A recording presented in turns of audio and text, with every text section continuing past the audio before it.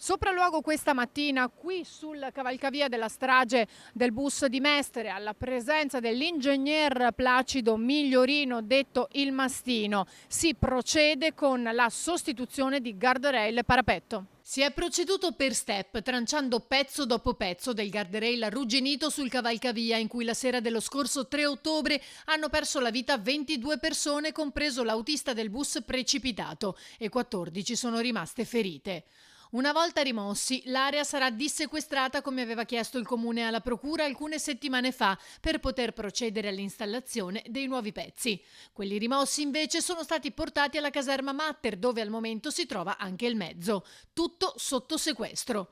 La presenza di Migliorino, chiamato dalla PM Cameli, si è resa necessaria anche perché è aspettato proprio a lui indicare ai tecnici dove tagliare, per non correre il rischio di compromettere il materiale di indagine.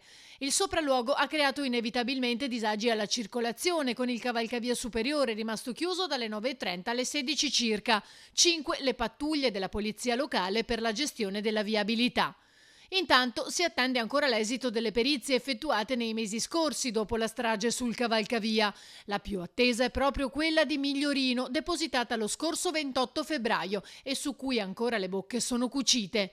Il compito dell'ingegnere era quello di stilare una valutazione sia sulla strada e le barriere, ma anche sulla dinamica, sul cedimento della banchina, sull'impennata del retrotreno, sulla caduta e l'atterraggio del bus. Finora l'unico elemento trapelato dai primi sopralluoghi è che lo sterzo del bus fosse effettivamente guasto.